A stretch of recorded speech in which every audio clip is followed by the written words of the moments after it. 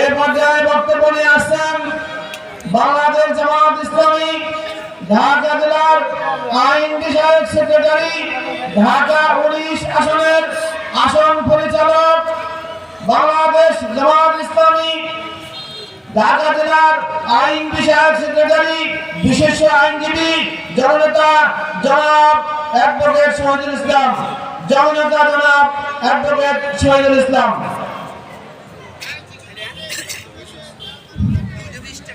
أعوذ بالله من الشيطان الرجيم بسم الله الرحمن الرحيم Bangladesh Jamaat Islami Pathalia union কর্তৃক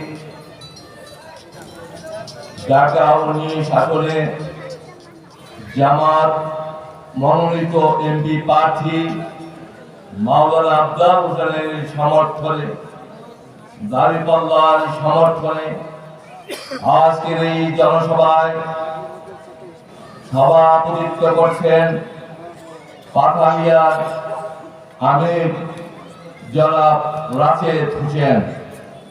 আজকে আমাদের মাঝে প্রধান অতিথি হিসাবে উপস্থিত হয়েছেন জামাত ইসলামীর ঢাকা জেলার সম্মানিত আমির বিশিষ্ট ইসলামী চিন্তাবিদ মাওলানা মোহাম্মদ দেলোয়ার হোসেন।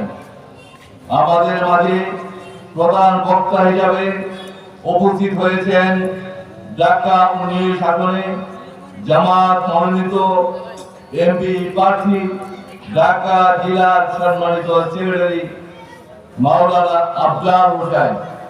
আমাদের মাঝে আছেন ঢাকা জেলার রাজনৈতিক সেক্রেটারি সাভার পৌরসভার সম্মানিত মেয়র প্রার্থী জনাব হাসান মাহমুদ মাস্টার, পাথালিয়া ইউনিয়নের চেয়ারম্যান পদপ্রার্থী হারুন রশিদ, লুৎফর মোল্লা, আশিয়া থানার আমির বশির আহমেদ সহ উপস্থিত নেতৃবৃন্দ, সুধীবৃন্দ, সাংবাদিক বন্ধুগণ, আইন শৃঙ্খলার সদস্যবৃন্দ এবং আমার প্রিয় পাথালিয়াবাসী ভাইরা, আসসালামু আলাইকুম। সম্মানিত ভাইরা, বাংলাদেশ জামাত ইসলামী আন্দোলন, এই আন্দোলন বাংলাদেশে কুরআন সুন্নাহ ভিত্তিক রাষ্ট্র ব্যবস্থা কায়েম করে বাংলাদেশের মেহনতি মানুষের বাদ কাপড় শিক্ষা চিকিৎসার গ্যারান্টি দিতে চায়। জামাত ইসলামী দেশে ন্যায় ইনসাফ ভিত্তিক সমাজ রাষ্ট্র ব্যবস্থা কায়েম করে দুর্নীতিমুক্ত একটি সমাজ ব্যবস্থা কায়েম করতে চায়। জামাত ইসলামী বাংলাদেশে জাকাত ভিত্তিক অর্থনৈতিক ব্যবস্থা কায়েম করতে চায়। সম্মানিত ভাই আমার, জামাত ইসলামী সেই কাজ করতে চায়। আজ থেকে 15 বছর আগে মুহাম্মদ রাসূলুল্লাহ সাল্লাল্লাহু আলাইহি ওয়াসাল্লামের নেতৃত্বে যে ইসলামী সমাজ রাষ্ট্র কায়েম হয়েছিল, সেই অনুসরণে জামাত ইসলামী বাংলাদেশে ইসলামী সমাজ রাষ্ট্র ব্যবস্থা কায়েম করতে চায়। কিন্তু এই জামাত ইসলামী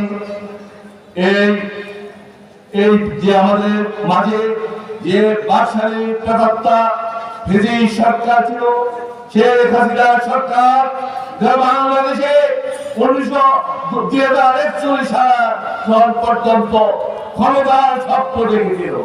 তারা জামাতের উপর অনেক অত্যাচার করেছে, নিপীড়ন করেছে। তারা আন্তর্জাতিক ক্ষেত্রে সম্পূর্ণ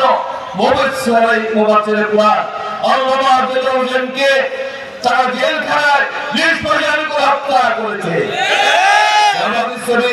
আমাদের প্রিয় নেতা আমাদের জামাত মনিরুল নিজামী সহ আমাদের বেশ কয়েকজন শীর্ষ নেতৃবৃন্দকে ফাঁসির কাছে তুলে হত্যা করেছে। সেই ব্রিটিশ সরকার বাংলাদেশ থেকে হাজার হাজার কোটি টাকা বিদেশে পাচার করে দিয়েছে। ইসলামী ব্যাংকের টাকা তারা আত্মসাৎ করেছে।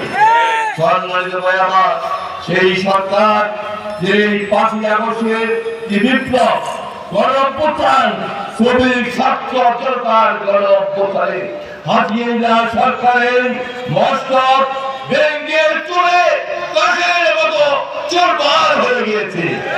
হাসিনা ভারতে পড়ে গেছে, তার মন্ত্রী মিনিস্টাররা, তার এমপিরা পড়ে গেছে। আজকেও ভারতে বসে হাসিনা বাংলাদেশের বিরুদ্ধে ষড়যন্ত্র করছে। শান্ত বাংলাদেশকে আবার অশান্ত করে বাংলাদেশের স্বাধীনতা সার্বভৌমত্বকে সেই বিপন্ন করার ষড়যন্ত্র করছে।